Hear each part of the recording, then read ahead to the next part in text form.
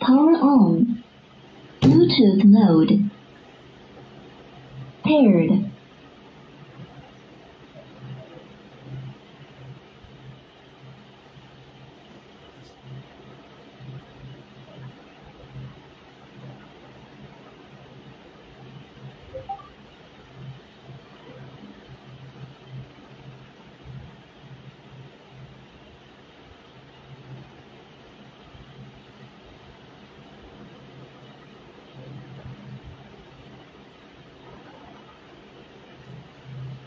Yorùbá ẹ wá gbọ́ná ṣé kìí ṣe pé ló já wa o ìgbà wo la fẹ́ gbọ́ná táwọn ní ilé yé ìṣera wa àjòjì fẹ́ kó wa lẹ́rú ẹni á fi wọn sílẹ̀ ká máa wò wọn ọ̀rọ̀ yìí máa lẹ́yìn o tẹ́ ò bá lè jẹ́ ká gbòmìnira.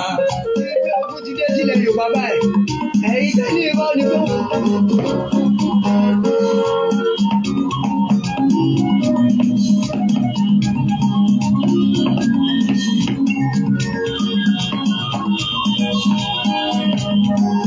Yorùbá ẹ wá gbọ́ná ṣé kìí ṣe pé ló já wa o ìgbà wo la fẹ́ gbọ́ná táwọn ní ilé ìṣera wa àjòjì fẹ́ kó wa lẹ́rú ẹni á fi wọn sílẹ̀ ká máa wò wọn ọ̀rọ̀ yìí máa lẹ́yìn o tẹ́ ò bá lè jẹ́ ká gbòmìnira. Yorùbá ẹ wá gbọ́ná ṣé kìí ṣe pé ló já wa o ìgbà wo la fẹ́ gbọ́ná táwọn ní ilé ìṣera wa àjòjì fẹ́ kó wa lẹ́rú ẹni á fi wọn sílẹ̀ ká máa wò wọn ọ̀rọ̀ yìí máa lẹ́yìn o tẹ́ ò bá lè jẹ́ ká gbòmìnira. Gbogbo ayé ló ń sunkún lórí ohun tó ń ṣẹlẹ̀ ní Nàìjíríà kò kí eku mọ́ lẹ́lẹ́yẹ̀ wò lébi ọmọ ènìyàn fojoojúmọ́ kú níbi tó lọ́ba tó lù wọ̀nyí.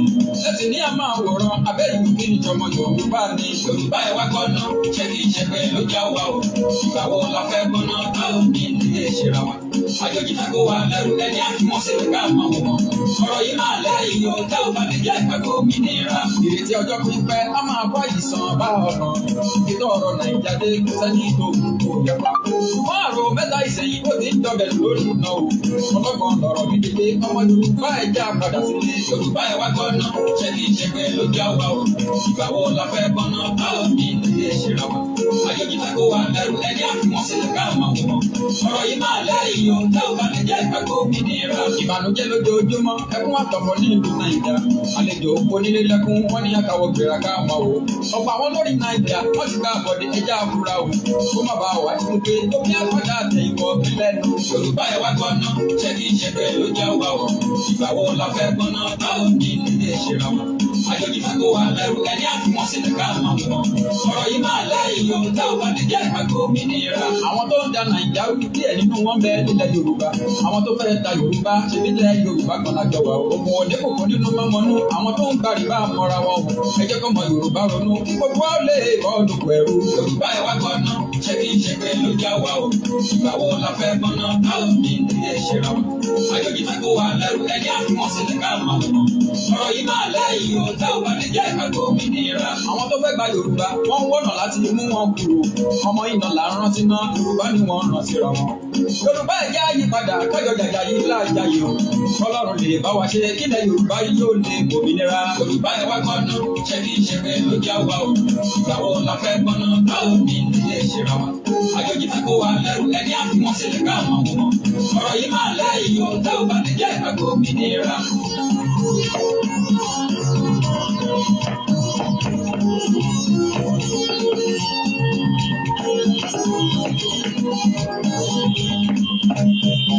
Ẹni bá dalẹ̀ abalẹ̀ lọ ẹni bá dalẹ̀ abalẹ̀ lọ alẹ́ ní tó bá dalẹ̀ abalẹ̀ lọ ẹni bá dalẹ̀ abalẹ̀ lọ ẹni tó bá da Yorùbá òwe nìkọjọ́ ẹni bá dalẹ̀ abalẹ̀ lọ ẹni tó bá da Yorùbá òwe nìkọjọ́ ẹni bá dalẹ̀ abalẹ̀ lọ ẹni bá da Yorùbá òwe nìkọjọ́ ẹni bá dalẹ̀ abalẹ̀ lọ ọmọdé ló da Yorùbá òwe nìkọjọ́ ẹni bá dalẹ̀ abalẹ̀ lọ àgbà tó bá da Yorùbá òwe nìkọjọ́ ẹni bá dalẹ̀ abalẹ̀ lọ.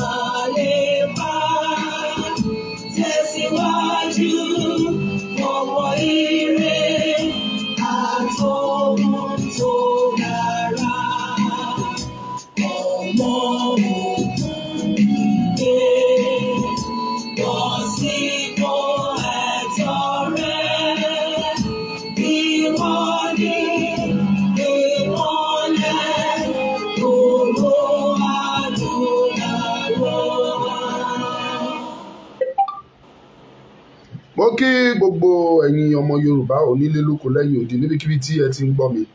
Ọmọlúkà yín rèé o, èmi gangan ni o, wọn ò ní fẹ́ lòmí ìṣe mí. Mo kí yín wípé ẹ káàbọ̀.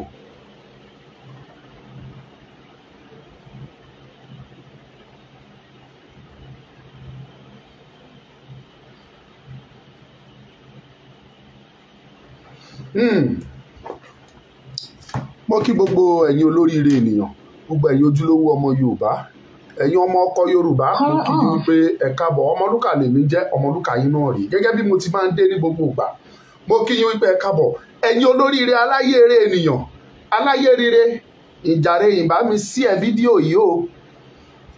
Ọmọ àwọn ìgbómìnà bí kí mo náà ń pè wọ́n ní ìjàre ìbá mi sí ẹ fídíò yìí, ìrìn pé ń sí ẹ rẹ̀, ìrìn pé ń sí ẹ rẹ̀, ń sí ẹ fídíò yìí, kí n jàre kí n sí ẹ rẹ̀, dàbọ̀ ìjàre ìbá mi sí ẹ fídíò yìí, àwọn Èkìtì ìjàre ìbá mi sí ẹ, àwọn Ìkálẹ̀ wọn á ní èyí ṣeun èyí ṣẹ́gun ló dàbọ̀ ló bá mi sí ẹ fídíò yìí. Sáwọn ló bá ń ṣe dàbọ̀ àbí jèrè àbáwọn Oǹdó. Dákun dàbọ̀ bá mi sí ẹ rẹ̀, ẹ sí ẹ sí Facebook, ẹ sí ẹ sí YouTube, ẹ jẹ́ kó lọ.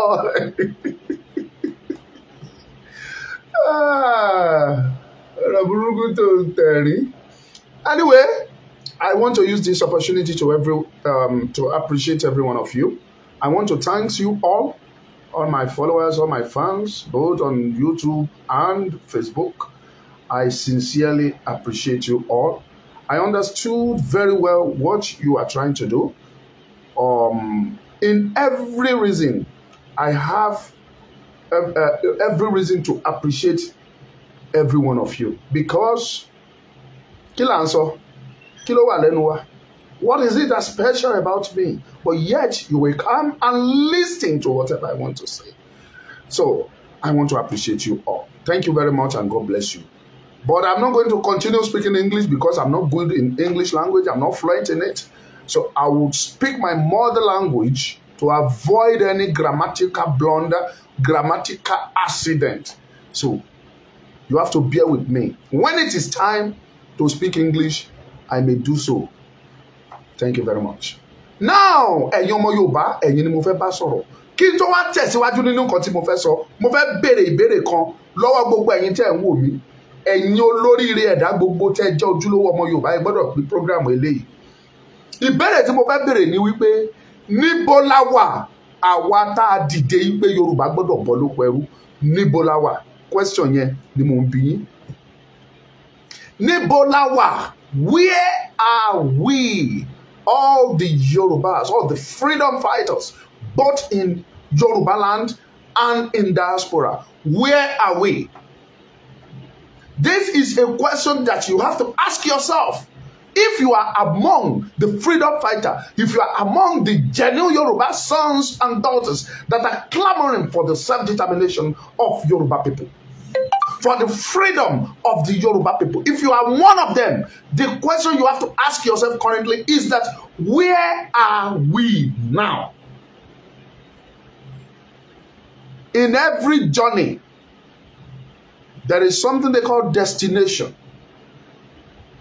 And a journey of 1,000 miles will start with a steps.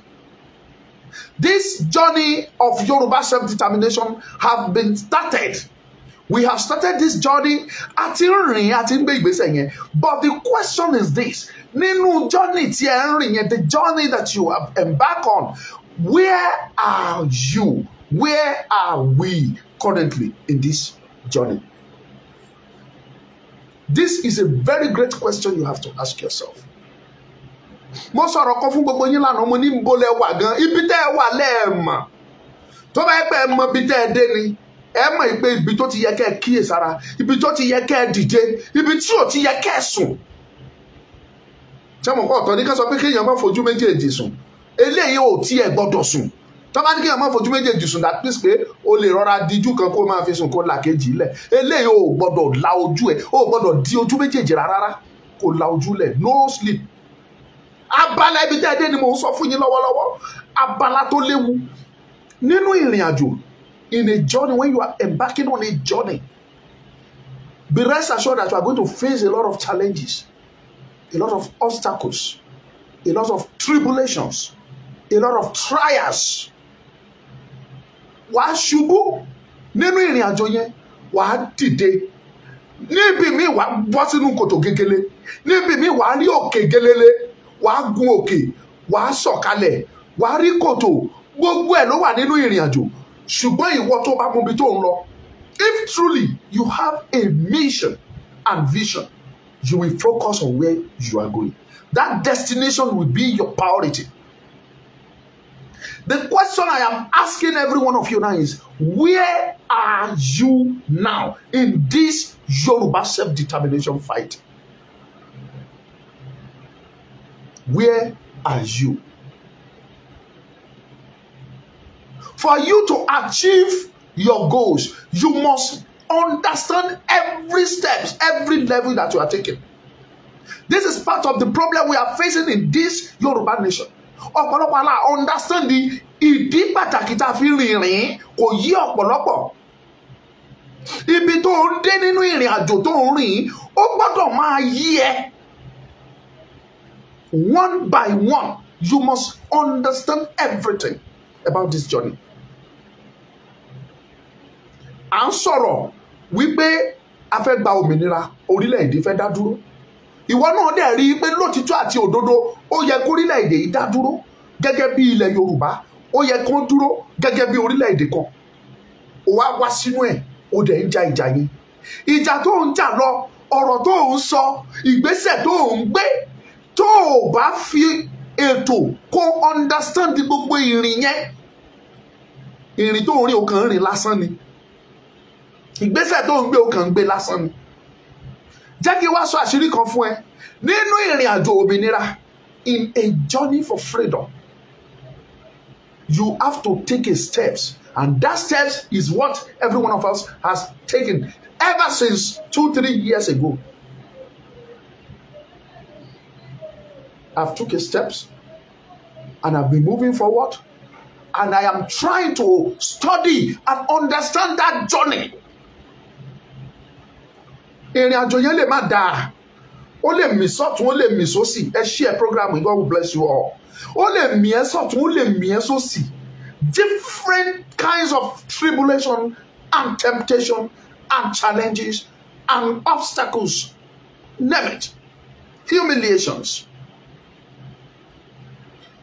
But be rest assured that you will definitely get to that destination of yours. That is if you have a vision and a mission.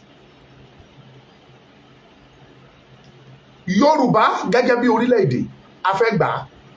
Ìwọ dẹ̀ ń rin ìrìn àjò yẹn lọ. Ìrìn àjò tó ń rìn tó yí ẹ. Ǹjẹ́ o mọ ibi tó ti bẹ̀rẹ̀? Ǹjẹ́ o mọ ibi tó dé? Ǹjẹ́ o mọ ibi tó ń lọ?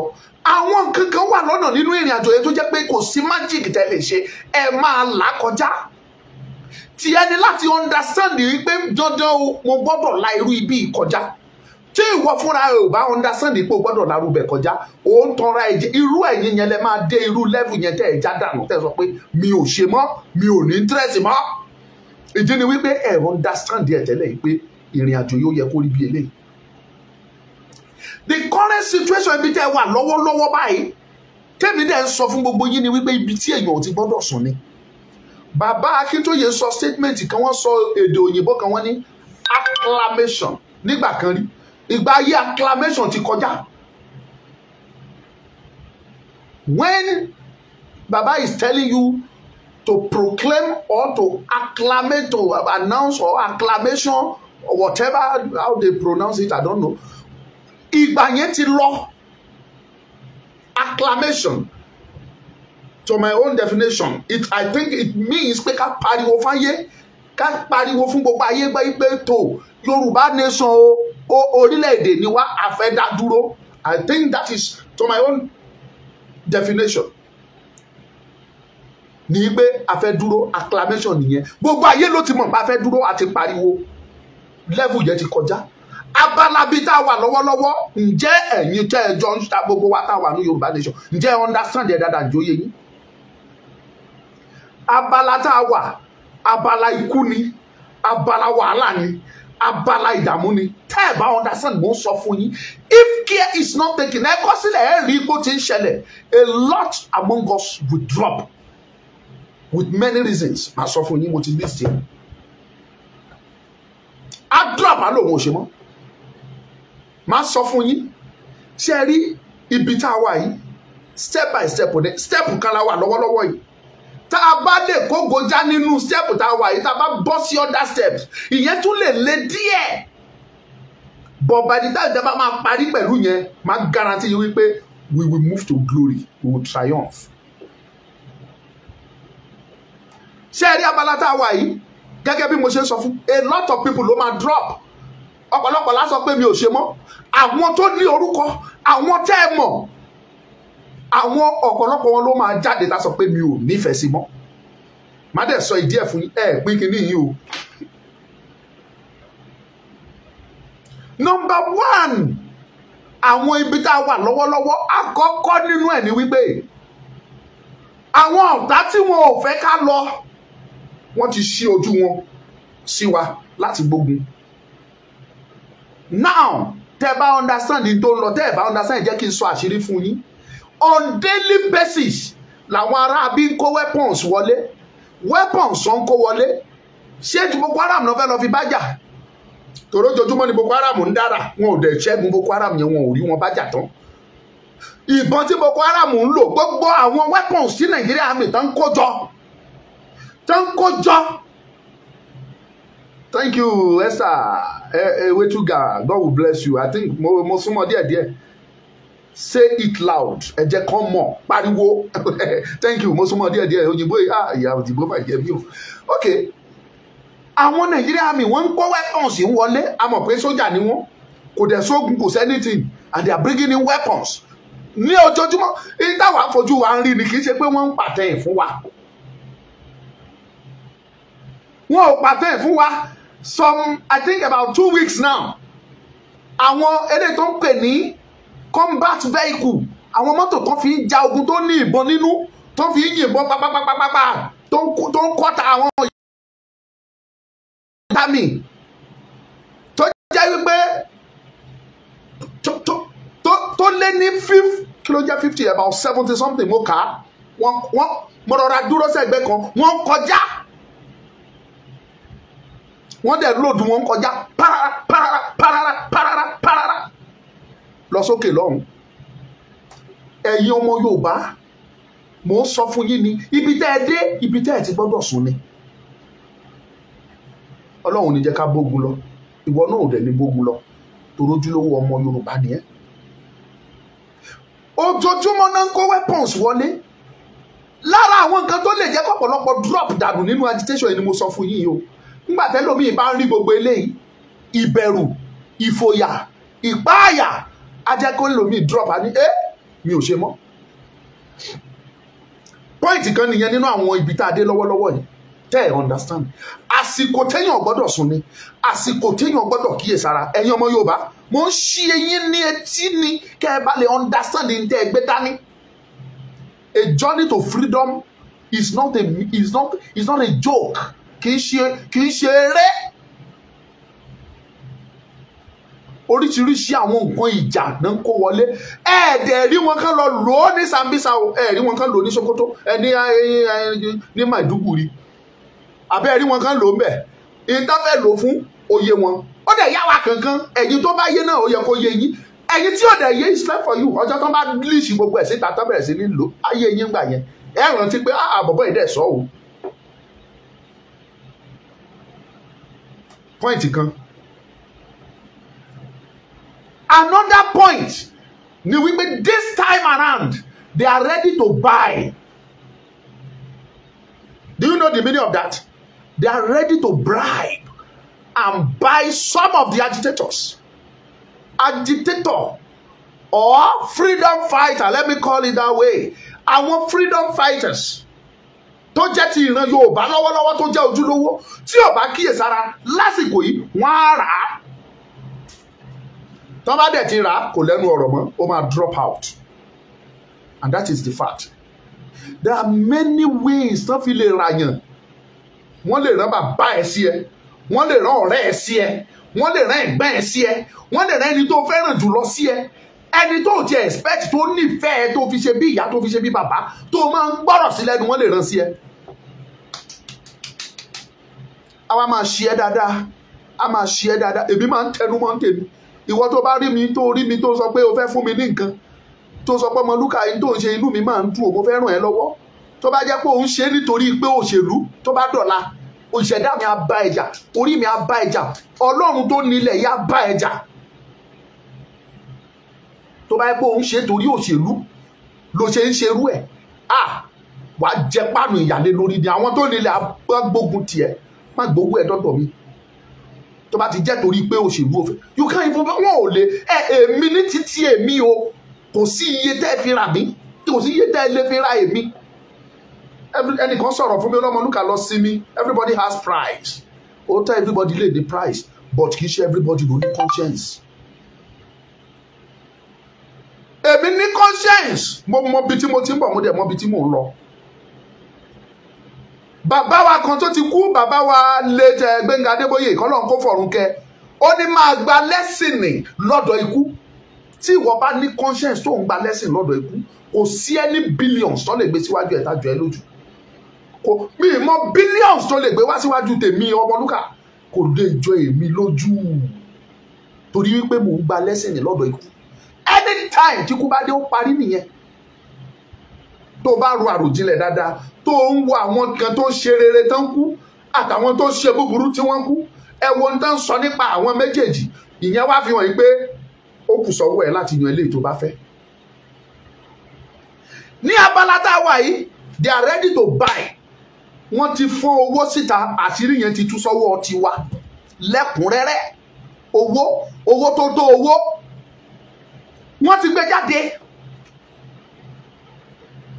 Mo ń sọ mo ń tún sọ kì í ṣe gbogbo èèyàn ló ní conscience lára àwa tá à ń pariwo yìí àwọn tó bá ní conscience kò sí owó tẹ́lẹ̀ gbé dọ́dọ̀ wọn tán lè gbà tó bá wá kọ̀ tó ò gbowó yẹn wọ́n á lépa ẹ̀mí ẹ o wọ́n á lépa ẹ̀mí ẹ àṣírí lèmi ń sọ fún yín reality dẹ̀ni owó yẹn tí wọ́n ti gbé síta ẹni yẹn sọ wípé ọ̀pọ̀lọpọ̀ wọn ebi ló ń pa wọn ìyà ló ń jẹ wọn ẹ jẹ́ ká lo ọ̀nà yìí ẹ jẹ́ ká gbà bí eléyìí fún wọn wò and they have planned on this. You may not be in Nigeria. Ibo lowó kì í dé. O lè wà l'Amẹ́ríkà, o lè wà ní Canada, o lè wà ní London, o lè wà ní Turkey, o lè wà ní Dubai, o lè anywhere in the world. Tí owó bá ń dé tí lọ́là ń dé dọ́là. Let me assure you wípé wọ́n á dọ́dọ̀ ẹ̀. Any moment from now mama kì í ṣe kọ́kọ́ mama dédé pè ẹ́ wọ́n á ti wo àwọn tó mọ̀ pọ́n lè mú mọ́lẹ̀ àwọn náà máa rán wọ́n á máa rán ra síra. Ẹ̀yin ẹ tètè láìtí yín sílẹ̀ sí kẹ́tẹ̀tẹ̀ gbọ́ gbogbo ẹ̀yin ojúlówó ọmọ Yorùbá tẹ́ tọ́rọ̀ yìí jẹ́ lógún gidi tẹ́ understand tí mò ń sọ wípé wọ́n á kọ́ńtàtì ẹ pé kẹ́nìkan kọ́ńtàtì ẹ tó bá ti rí lára àwọn agitator tó ń pè ẹ́ tó sọ fún ẹ pé bóyá ká ní sùúrù bóyá ká ṣe báyìí mọ̀ wípé tètè wọ́n kẹ́ má bàa jọ lanà papọ̀ wọ́n á gbé owó yẹn wọ́n tiẹ̀ ti ṣètò ẹ̀ sílẹ̀ ọmọ ò ní Ọmọlúkà tó wọ́n mọ̀ pé òkè ẹ̀ wọ́n mọ̀ pé tẹ́ ẹ bá pè é ìtàn lépa sí èmi báyìí ni pé wọ́n ṣe lè rọ́mọlúkà mú òun ní pílánì tiwọn báyìí ẹ lè gbé bí mo ṣe wà Ọlọ́run kẹ́mi pẹ̀lú nǹkan kan o mo fẹ́ràn láti respect ẹni tó bá jù mí lọ kódà ẹni tí ò jù mí lọ gan máa respect ẹ ẹ̀kọ́ tí ìyá tèmi kọ́ mi ni bọ̀ tó o bá jù mí lọ bá tó mi bí lọ́mọ tó o bá fẹ́ shit mi màá jẹ́ kó o understand pé bàbá tèmi ò kọ́ mi bẹ́ẹ̀ ó bá gbá etí mi ọ̀tún tí n bá fún ẹ ní ọ̀wọ̀ ni màá sọ pé mo sólò máa ń lò fún ẹ ìyẹn tó bá jẹ́ pé o kàn gbá tí mo rí pé out of bọ̀ tí òbí yẹn bá kúrò bẹ́ẹ̀ tó bá gbá tọ̀tún mi màá fún ẹ jẹ fúnra rẹ ní dẹ́bùdọ̀bùlé ní apá òsì yẹ o bá gàgàgàrà kan má rí irú ẹ rí bọ̀ tí tèmi ń sọ ni wípé ẹ̀yin tá a jọ ń ṣe Yorùbá nation yìí ṣé gbogbo wa la ní conscience but the answer is no àwọn tí ò ní conscience nínú wa wọ́n máa wọlé sọ́dọ̀ wọn reality mo sọ fún yín wọ́n ti gbówó yẹn sílẹ̀ kódà in tí mo gbọ́ òye tí mo gbọ́ pé wọ́n náà máa fún ẹnì kọ̀ọ̀kan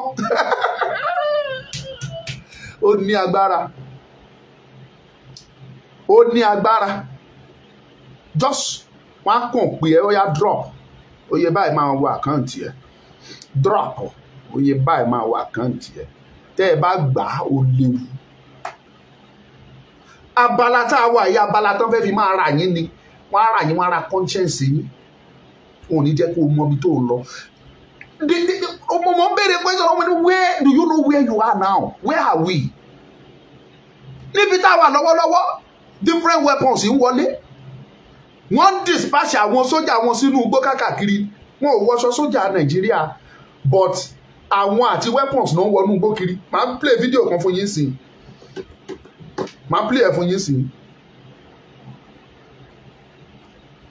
Second ni mo ti sọ fún yín yìí o first one wọ́n ti ń kó weapons wọlé wọ́n dẹ̀ ń pín àwọn èèyàn wọn káàkiri gbogbo inú igbó káàkiri ilẹ̀ Yorùbá.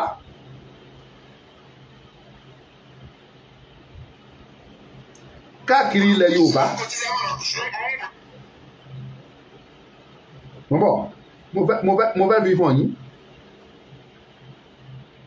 ẹ jẹ́ kí n play video yẹn fún yín.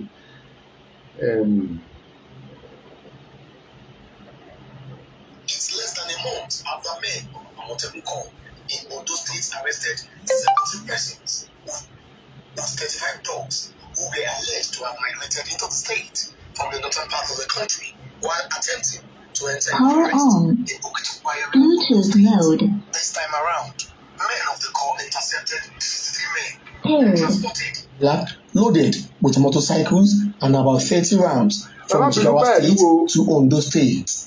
Commander of Amotekun Corps, Adetunji Adeleye, said after profiling the suspects, they claimed they were directed to come to the state by yet to be identified person. Found out that most of these motorbikes were actually stolen from Lagos State, taken up there and brought back. Again, all these youths that are coming, majority of them claimed they've not come to Ondo State before. They were just put in the truck, and some of them claimed they were on their way to Lagos. He said the command is worried about the influx of invaders to the state under the guise of seeking greener pasture.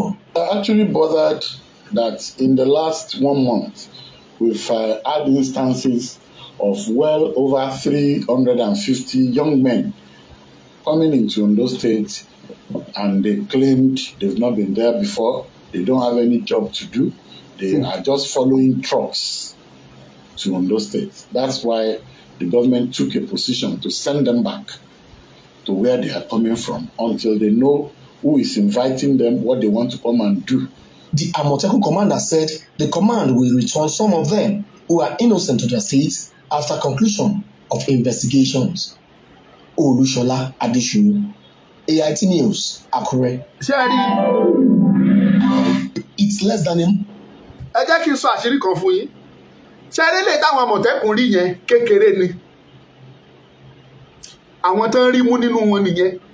Àwọn kan wọ́n ti já wọn bá ti gbé tírélà náà fi ń lòdù wọn tó bá ti lòdù wọn tó bá ti dé inú igbó ibi tó jẹ́ igbó kìjikìji tọ́mọ̀ ìgbélẹ̀ Yorùbá wọn á drop wọn síbẹ̀ wọn á ní kán wọnú igbó yẹn lọ. Inú igbó yẹn náà ń wọ̀ lọ ibẹ̀ náà ti ń settle wọn tó ti ṣe everything. Kí dẹ̀ ń ṣe Ondo State nìkan tó Ondo State sọ̀rọ̀ jáde lẹ́fi rí o. The same thing is happening across Yoruba land. Bọ́n ṣe ń dispatch wọn nìyẹn. Ẹgbọ́n kan tí wọ́n ní wọ́n sọ pé wọ́n kàn kó wọn sínú truck ńlá yẹn ni pé kán ṣáà máa kó wọn lọ. Ibi báyìí ni kẹ́ máa darí wọn lọ. No, think about this. Ẹ mọ̀ pé something is happening. Something is going on. Tẹ́yìn fúnra yín kan tẹ́ ẹ fẹ́ understand. Something is happening. Where are we? Where are we? Understand where you are now if you are one of the freedom fighters for Yoruba Nation. Mo ti fún yín ní point méjì. Àwọn nǹkan tẹ́ ẹ máa encounter níbi tá a dé lọ́wọ́lọ́wọ́ yìí. Àkọ́kọ́ ni mass movement from the north to Yoruba land, and it's happening now. Wọ́n á dẹ̀ máa wọlé pẹ̀lú weapons ní tìjà tó ń ìjà. Wọ́n ti ń wọlé lókìtìpupa, náà ń wọlé lóṣogbo, náà ń wọlé lóńdó, náà ń wọlé lákòókò, náà ń wọlé ní Ọ̀yọ́, náà ń wọlé lógùn, náà ń wọlé ní Yewa, náà ń wọlé lÉkòó, all across Yoruba land. Reality mo sọ fún yín. Mi èrè wo mo fẹ́ jẹ́ kí n wá débi kí n wá máa parọ́ fún yín. Of what? Tí mi ìbá rí mi ò ní sọ. Mo ti sọ méjì fún yín nínú àwọn nǹkan tẹ́ máa bá pàdé. And for those reasons, a lot of people will drop out. And it is order bẹ́ẹ̀. It is better that way. Ẹni bá fẹ́ jábọ́ kó máa lọ. Ẹni tó bá fẹ́ dúró ṣìṣì kó dúró. Dúró lórí ẹsẹ̀ kó mọ ibi tó ń lọ. Mo ti sọ àkọ́kọ́ fún yín. Ìkejì, wọ́n ti gbowó wá, they are ready to buy you. Tó o bá dúró dáadáa wàá gbowó yẹn. Tó o bá dẹ̀ ti lè gbà, o lè dá sọ̀rọ̀ Yorùbá mọ́, ó ti parí. Because you can't work against them. Tó o bá gbowó. But ó tún wá di pé ó tún lè parọ́ fún ẹ kó ń tàn ẹ́ pé àfi ẹ̀pọ̀ ẹni máa ó ní díẹ̀ iṣẹ́ tó ń ṣe ìdàgbà. Wádìí dáadáa tó bá gbowó kankan wá fún ẹ. Owó tó bá ti kọjá 50,000, 100,000, 200 tó bá ń gbé wá, or even 500 tó bá sì gbé 500 wá ó ti lè sọ pé yes ara iṣẹ́ ṣe ni. But ẹni owó tó bá ti ń ju 500 sókè, even tó bá wọ 500 gan wádìí dáadáa. Dádì, mọ́mì, àǹtí, bùrọ̀dá, kí lẹ ní kí n fowó yìí ṣe gan-an? Ta ló ní? Kí lẹ ní kí n fi ṣe gan-an? Kí ni reason tẹ́ ṣe fún mi? Béèrè. OS wọ́n ara ẹ̀ wàá ná owó, at the end of the day wàá wá discover pé ara owó tí wọ́n pè yẹn ló gbà. Ìkejì ni mo sọ fún yín yẹn o. Ibi tá a wà lọ́wọ́lọ́wọ́, ìkẹta tó máa jẹ́ kọ́pọ̀lọpọ̀ àwọn èèyàn jábọ́, mo ti sọ méjì fún yín. Àkọ́kọ́ ni mass mobilization, bó ṣe ń rọ́ wọlé mass movement àwọn north yẹn, àwọn Fúlàní sínú igbó wa. Òun ni ibi tá a wà lọ́wọ́lọ́wọ́ because àwọn fúnra wọn mọ̀ pé rẹ́rẹ́ ti rú. So wọ́n ń rọ́ wọlé ẹpin. God will bless you. Please share it and love. Let me see your love and share and comment. For that reason, ìbẹ̀rù yẹn máa mú ọ̀pọ̀lọpọ̀ drop out. Àwọn ọ̀dàlẹ̀. Second, wọ́n gbowó wá, ẹni tó bá gbà á drop out. Ìkẹta tí màá fún yín, òun ló ń ṣẹlẹ̀ lọ́wọ́lọ́wọ́ báyìí, ìyẹn ni èyí tó yìnbó ń pè ní threat, ìhàlẹ̀.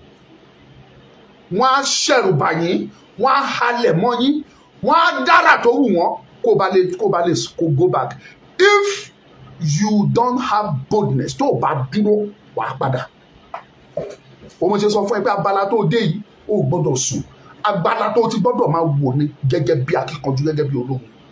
You may not be a warrior, but you can act like a warrior. Just like me, I'm not a warrior. Mi ìjagun kankan rí, mi ò dẹ̀ ń ṣológun, mi ìdìbọn mú rí, mi ìdímú rí débi tí mo ti fẹ́ yìí, mi ìmọ̀. So, but mo lè dúró gẹ́gẹ́ bí ológun, arógun má sálà wá arógun má ṣojú. Mo máa ń sọ bó bá débi pé ká gbé má gbé. Wọ́n forí dólẹ̀ ṣe náà, àwọn tó ń yìn yẹn ṣé wọ́n forí dólẹ̀ ṣe ni ìjọba kọ́ wọn ni tí wọ́n lọ́pọlọ tó èmi ni. Reality lèmi máa sọ fún yín níbi tá a wà yìí, ìhàlẹ̀ ìṣẹ̀rùbà ó máa wáyé ìṣẹ̀rù wọn á ṣẹ̀rù báyìí ó ń ṣẹlẹ̀ nìbàdàn ó ń ṣẹlẹ̀ everywhere wọn ní tó bá ráṣọ Yorùbá nation lọ́rùn ẹ wọn ní kan gbé ẹ ìwọ náà máa gbọ́ ìrù àbà ẹ́ mo rẹ́ni tó pè mí láàárọ̀ ní ká má wọṣọ Yorùbá nation lọ o níbi tá a fẹ́ lọ yẹn ká má wọṣọ Yorùbá o mo ní mo ti gbọ́ náà ni sọmọ lúkà kò yẹ kẹ́ ẹ jẹ́rìí ẹ̀ ní máa wọ̀ ọ́ èmi á wọ̀ ọ́ àwọn tèmi bá dẹ̀ kó lọ bí tá à ń lọ oyè ọmọ tí àkàrà bá kó wọnú ẹ̀kọ́ náà ni ó jáde àyùn lọ àyùn bọ̀ lọ́wọ́ ń yẹnu àyùn lọ àyùn bọ̀ lọ́wọ́ ń yẹnu máa ń lọ máa bọ̀ gbọ̀lọ̀ lálọ́ gbọ̀lọ̀ lábọ̀ nǹkan kan ò ní ṣe wá ìkọ́ ìkọ́mọ ìjò lẹ́sẹ̀. wọ́n á halẹ̀ wọ́n á ṣẹ̀rù bà ẹ́ wọ́n á mì ẹ́ o gbọ́dọ̀ dúró lórí ẹsẹ̀ tó bá mọ̀ pé lótìtọ́ àti òdodo you are a freedom fighter o fẹ́ jà fún Yorùbá o gbọ́dọ̀ dúró tó o bá dúró tí o bá dúró wàá jábọ́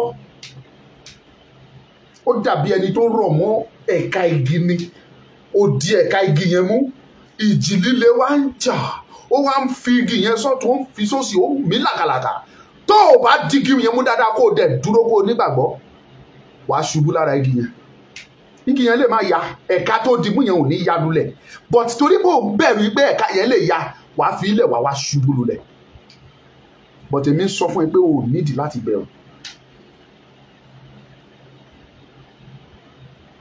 o ò nídìí láti bẹ̀rù thank you mama mi ẹwà tí wetuga arógun má sa arógun má ṣojú arógun dádé arógun jó arógun yọ arógun gbógun mi ológun àgà ológun kòkòrò ológun sá àtìpá kìrìkìrì lọ́tẹ̀ ọmọ ojúlógun kàtúbà kàkéyà ọmọ arógun má sá ọmọ arógun má tìdí ògìdán ògún magara ọmọ yarẹjẹ bí olóko ìwà òṣọkọ Èkìtì ṣọkọ Àkókó àwa ló jẹ bẹ́ẹ̀ inú àti máa bí àwọn kan báyìí pé mo sọ pé òṣọkọ Èkìtì ṣọkọ Àkókó oríkì wa ni a máa ṣọkọ Èkìtì lọ ní àwa Àkókó lọkọ Èkìtì ẹ bá yẹ kí yẹn ṣe girigiri mọ́ yín ẹ̀yin Èkìtì tẹ́ wà bẹ́ẹ̀ yín gọ́mọ̀ pàwọ́ lọkọ yín o reality ni mo sọ fún yín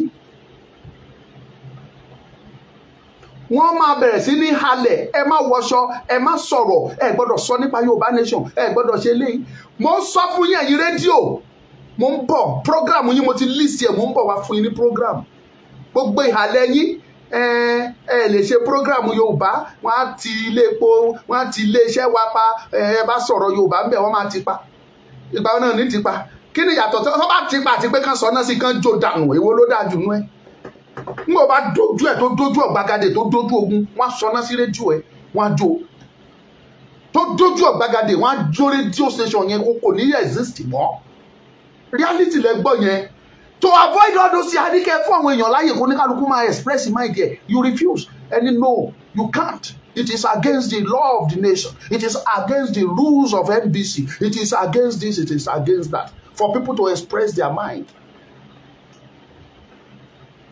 Kò sí oyè ìhàlẹ̀ tẹ́ ẹ lè ṣe mọ́ èmi máa sọ nípa Yorùbá nation kò sí irú ìnira tẹ́ ẹ lè gbé wá bẹ́ẹ̀ mi máa dúró nípa look at Nnamdi Kanu I knew he's a strong man I am a strong man too Nnamdi Kanu strong dáadáa gbogbo àgbáyé ló ti mọ̀ kò sẹ́ni mọ̀ mi Ọmọlúkà ibi tí mo mọ̀ náà rèé ìjú bí n ti wà yìí lọ ṣùgbọ́n bí Kanu ṣe strong tó dúró ti Biafra ẹ̀ bẹ́ẹ̀ lọ́mọlúkà strong to the last minute nothing will change it ẹ tí ẹ wá ní rí kankan fèmí ṣe ni àdàbí tó bá jẹ́ pé gbogbo ń tẹ̀ ń ṣe fún wa ní ilẹ̀ Yorùbá yìí tó bá jẹ́ tó tọ́ níwájú Ọlọ́run ni òun nìkan lè fi escape ẹ̀.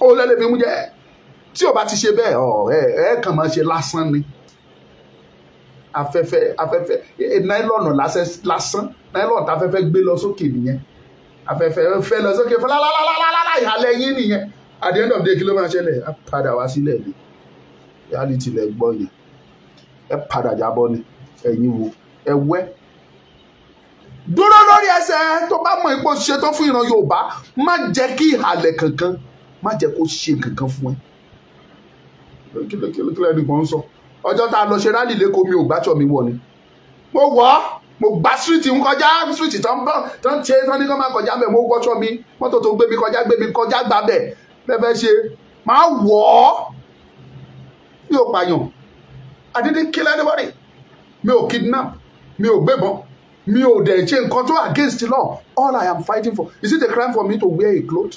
wọ́n á halẹ̀ mọ́ ìwọ pé o ṣe wọṣọ ìwọ náà ń bẹ̀rù ó ń gbọ̀n jẹ̀nẹ̀jẹ̀nẹ̀ bí okó tábà. báwo ṣe kò sọ̀rọ̀ nobody ẹnikẹ́ni pé òun máa gbogbo lọ́ni máa sọ tẹnu mi. jẹ́ ń wí tèmi o ẹ̀ ò lè pẹ́ẹ́nu mi dé o máa sọ tẹnu mi kò sí kan tẹ́ fẹ́ fọmọ lúkà ṣe I go talk wetin.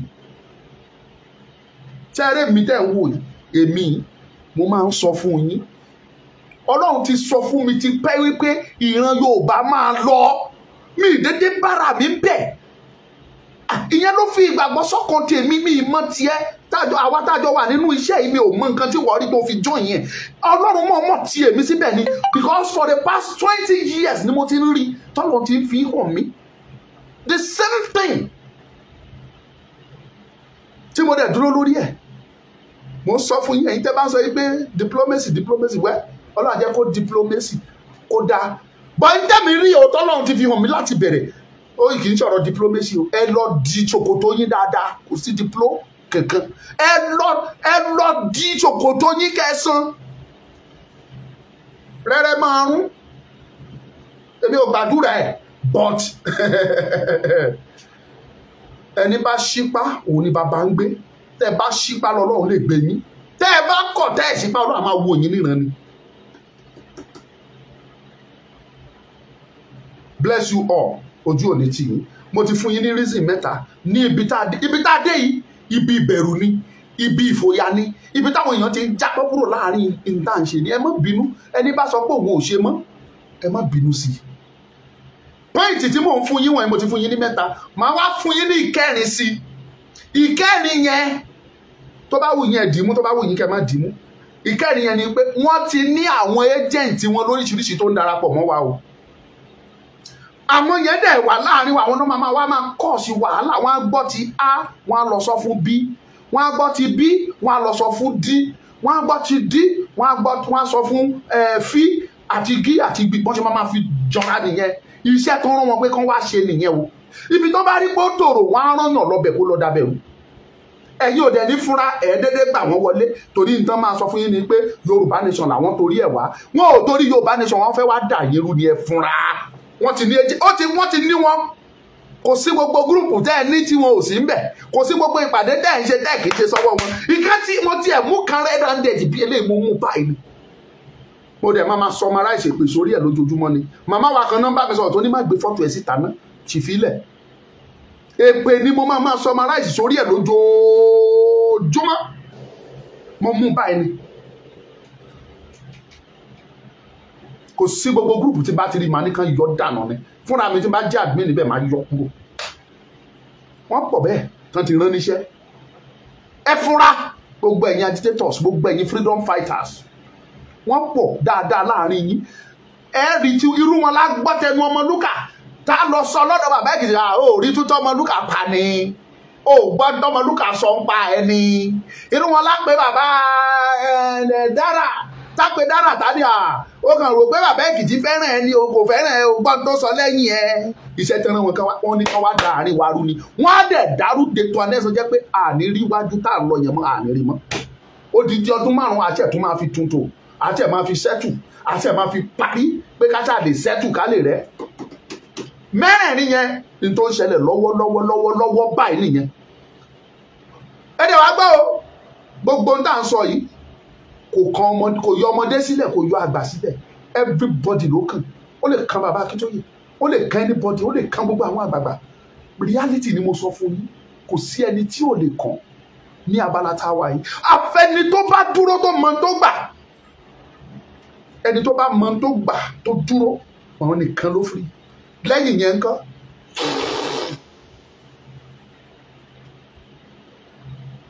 ẹ múra ẹ di àmọ̀rí yín gírí torí wípé rẹ́rẹ́rún rẹ́rẹ́rún rẹ́rẹ́rún rẹ́rẹ́rún rẹ́rẹ́rún rẹ́rẹ́rún rẹ́rẹ́ àrùn reality mo sọ fún yín yẹn o jẹ́ fún yín ní nọ́mbà yìí tẹ́ bá fẹ́ pè kẹ́ bá contribute bóyá tí mo sọ yẹn bóyá mo rí sọ bóyá mi ò lè rí sọ 070 46 09 24 84 WhatsApp only ẹ jẹ́ kí n tún pè lẹ́ẹ̀kan sí 070 46 09 24 84 070 46 09 24 84 èyí tẹ́ wà ní diaspora ẹ ti mọ kóòdù Nàìjíríà tẹ́ máa fi sí +234 ní tẹ́ bá ti fi sí bẹ́ẹ̀ yẹn ó yá ẹ pè wá wọlé kọ́ yẹn á bẹ̀rẹ̀ sí ní wọlé bẹ́ẹ̀ yẹn láìní yẹn wà available. Other men of Àmọ̀tẹ́kùn Corps in.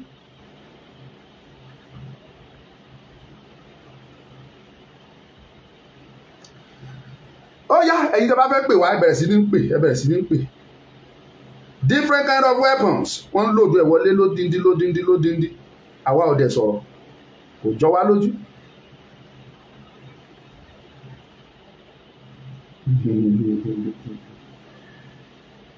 wọ́n á máa rányàn sí yín ṣé ẹ rí gbogbo system tí mò ń sọ fún yín with thorough research àtàwọn tó ń dìde pè wá sọ fún àtàwọn tó jẹ́ bá fúnra wa kárí research lé lórí gbogbo ẹ̀ lámújáde fún yẹn pé 070 gbogbo ẹ̀ ní. hello à ń gbọ́ yí o ẹ ṣe gan first caller wa nìyẹn ẹ sọ̀rọ̀ sókè à ń gbádùn yín ẹ ṣeun.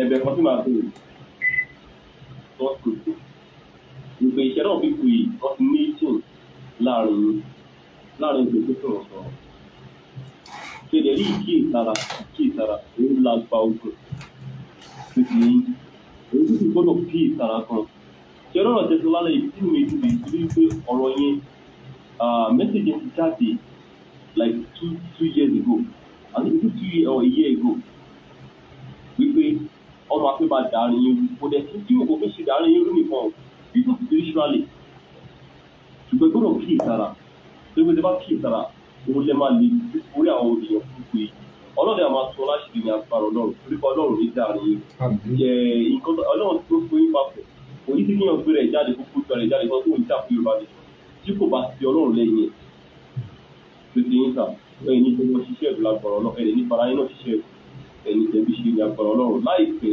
a máa ti ilé ìta máa gba ìfàdíṣàn ní agbára ọlọ́run flag yẹn máa fẹ́rẹ́ lókè pẹ̀lú ògo ọlọ́run sà ọlọ́run á dá Nàìjíríà rẹ̀ sí wa tó máa ṣẹlẹ̀ tó máa ṣẹlẹ̀ tí Yorùbá nìkan máa fi tètè bọ́ sí ọlọ́run á jẹ́ kó tètè ṣe. àmì àṣẹ ìdùnnú God bless you my brother ọ̀rọ̀ lẹ́gbọ́n yẹn ìṣẹ̀lẹ̀ ńlá mo gbàdúrà ìṣẹ̀lẹ̀ ńlá tó máa ṣẹlẹ̀ tí Yorùbá nation fi máa tètè dìde Olúwa jẹ́ kó ṣẹlẹ̀ ní Nàìjíríà ẹ ṣàmì ẹ lè kọ àmì yẹn jáde nínú comment box yẹn kí n mọ̀ pé ẹ ṣàmì sí dáadáa ìṣẹ̀lẹ̀ ńlá tá ṣẹlẹ̀ ẹ fi gbàdúrà ìṣẹ̀lẹ̀ ńlá tó máa ṣẹlẹ̀ tó máa jẹ́ kí Yorùbá tètè gba òmìnira kọ́lọ́run kó jẹ́ kó ṣẹlẹ̀ ní Nàìjíríà ó yá àdúrà ńlá ẹ gbà ó yá ẹ pè call let me receive your call ẹ pè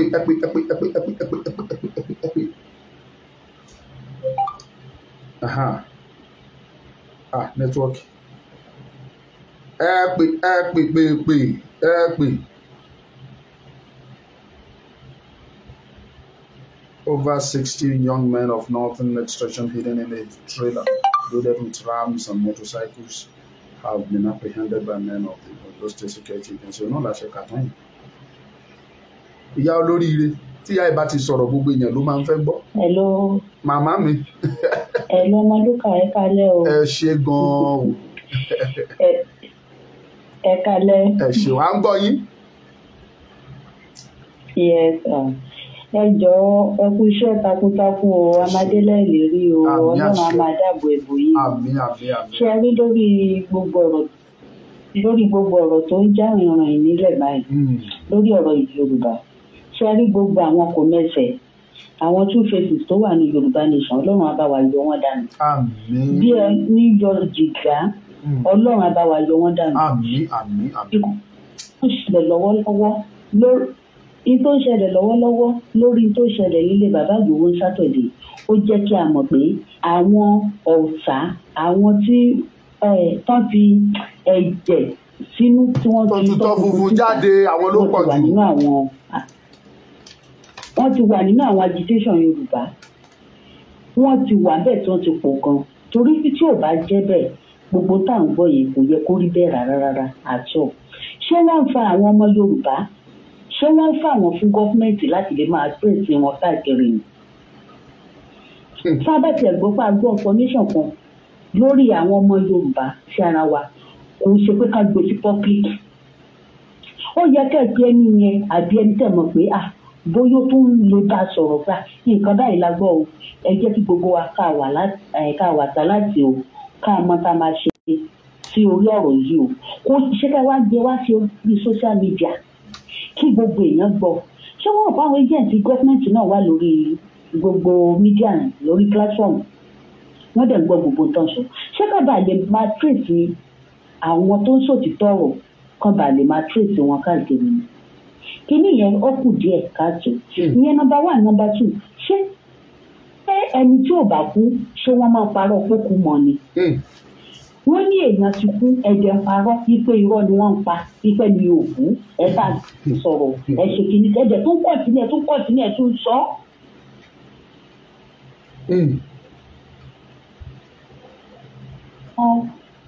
epo nínú àlùkámọ̀ ọmọ Yorùbá Ọlọ́run á yọ wọ́n dànù lórúkọ Jésù gbogbo ẹni tó dé.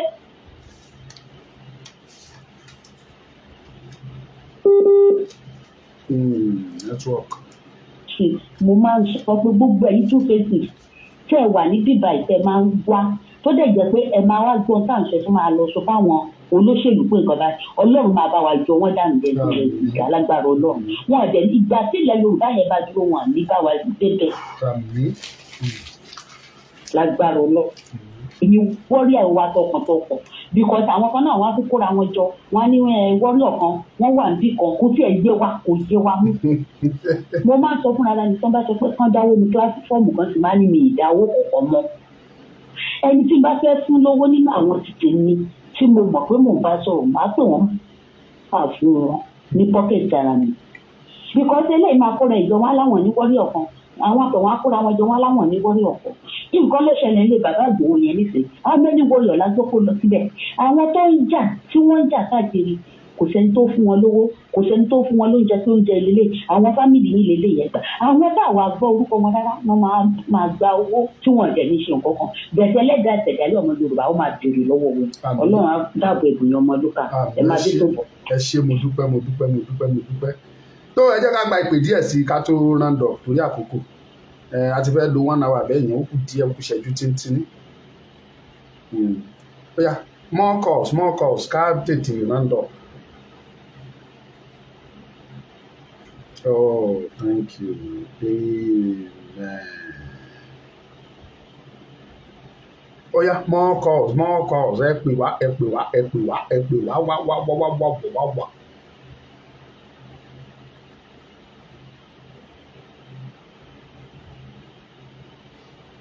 Oya ẹ pè nẹ́tíwọ̀kì yẹn wà òkè.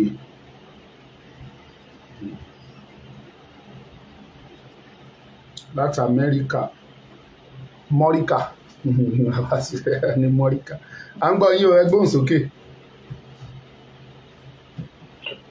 Ọmọlúkà bàbá mi ẹ máa ṣeun mi o. wàdà igbó sá o. àmì àṣẹ Èdùmàrè wàdà igbó. àmì àṣẹ Èdùmàrè. ẹ kú iṣẹ́ wa torí pé iṣẹ́ gbogbo wa lè ṣe. èmi tí mo dẹ̀ wá tí mo bá yín sọ̀rọ̀ èmi náà àbúrò yín ni mí so Oǹdó kan náà ni mí so ọmọ Oǹdó town ni mí so mo dẹ̀ jẹ́ kan nínú àwọn olólùfẹ́ yín mo lè má máa pè bẹ́ẹ̀ mo máa ń wò yín náà so ẹ kú iṣẹ́ takuntakun. ẹ ṣeun dúpẹ́. ilẹ̀ sísá. Thank you, sir.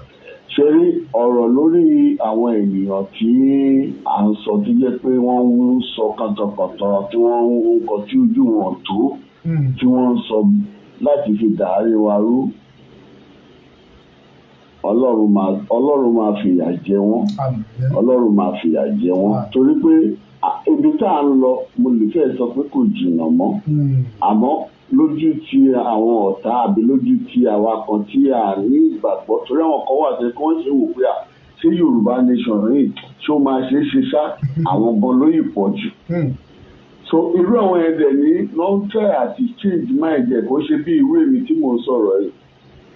Èmi gan tó jẹ́ ẹ̀kọ̀ọ̀kan gan mo máa ń sọ̀rọ̀ lẹ́kọ̀ọ̀kan torí àwọn ọ̀ṣẹ́ tó jẹ́ sọ̀rọ̀sọ̀rọ̀ lẹ́bi tó bá ká wa lára ń gbà mí torí pé àwọn tá à ń sọ nígbà tí wọ́n sọ̀rọ̀ Ọmọlúkà ebi gan sọ̀rọ̀ mo sọ̀rọ̀ sáré sórí abẹ́tọ́ mo lẹ̀ pé wọ́n ṣe pè nítorí pé iṣẹ́ tẹ̀ ń ṣe àwọn kan ò lè wá bí kankan fẹ́ dojú ẹ̀ bolẹ̀ mo sọ́tò dẹ́sẹ̀ pé Ọmọlúkà máa wà bẹ́ẹ̀ á sọ̀rọ̀ ebi ká bẹ́ẹ̀ máa sunkún ẹ̀ bá sọ̀rọ̀ ń gbà mí èèyàn kan á wà níbi kan kó ṣẹlẹ̀ ẹ̀dẹ̀ jáde sórí afẹ́fẹ́ rẹ̀ bẹ̀ sí criticize wọn ẹ̀rẹ̀ sí against wọn pé kò ṣẹlẹ̀ ẹ̀ ń fi yẹn fi ń da àárín wa rú so gbogbo wọn pátá lọ́lọ́run máa fìyà jẹ gbogbo wàhálà yìí ìdààmú yìí gbogbo yìí pátá kí ẹ pé àtẹ̀yìn àdìsẹ́ tó tọ́ o tó jẹ́ pé tí òun ṣàwọn wèrè yẹn tá à ń sọ yìí gbogbo àwọn ẹni tó bá lóun máa daṣẹ́ ọwọ́ yín bolẹ̀ ọlọ́run máa fìyà jẹ àṣírí wọn máa tú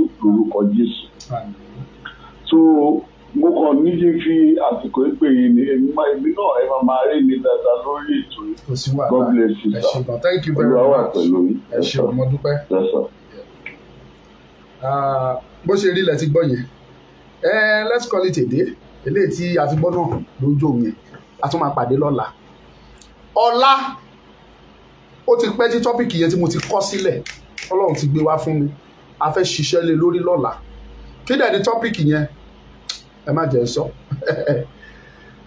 sọ tọ́pìkì tẹ́ máa láìkì gan ni gan Ọlọ́run bọ̀ bí ìfẹ́ sọ suspense tí máa sọ fún yín sí ẹ̀pọ̀n ọ̀kájú bọ̀ tó bá dọ̀la yẹn ti bá gbé jáde yes kudos àwa jọ máa tó àjọ máa pín ọ̀la yẹn máa pè wọlé dáadáa àjọ máa sọ ni àjọ máa gbé yẹ̀wò fúnra wọn ẹ̀kọ́ la fẹ́ kọ́ra wa lọ́la a fẹ́ ṣí ọ̀pọ̀lọpọ̀ wa níyè lọ́la yẹn by the grace of God lóògùn Ọlọ́run láṣẹ Ọlọ́run program wa ọ̀la ó máa pín sí méjì ọ̀nà méjì ni a máa sọ̀rọ̀ a fẹ́ gba bàbá wa kan lálejò bàbá àgbàlagbà tó ro àròjinlẹ̀ pé ihun tó ń ṣẹlẹ̀ iṣẹ́ àwọn ló yẹ kó ja ìjà yìí ṣùgbọ́n àwọn ti kùnà láti jà á ó ní ṣùgbọ́n àkókò ò tí ì lọ Ọmọlúkà máa bọ̀ wá bá mi mo fẹ́ sọ̀rọ̀ ó pè mí ó ní Ọmọlúkà máa bọ̀ wá bá mi mo fẹ́ sọ tinú mi sẹ́ẹ̀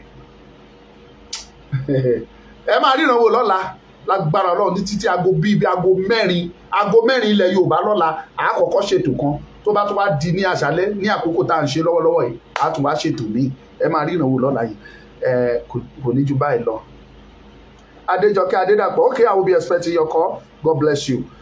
Ojú òní tì yín ọ̀tá òní yọ̀ yín ayé òní mú yín gbogbo tẹ́ bá dáwọ́lé rere ní òmò já sí o ojú òní tì yín o ayọ̀ lẹ́sùn ẹ tún rí wa lọ́la àwa náà tún pàdé yín ojú òní ti gbogbo wa Yorùbá a máa tẹ̀síwájú Oòduà á gbé gbogbo wa o ẹ ṣe share it ẹ wá o ẹ ti share náà àǹtí àwọn ya ẹpin ẹ ti share ó yá ìwọ náà subscribe ó ti subscribe náà ó yá ìwọ ò follow mi ní YouTube ó yá lọ follow bless you. Rí ìwé ọsí ẹ fídíò yìí o rí ìwé ọsí ẹ fídíò yìí o.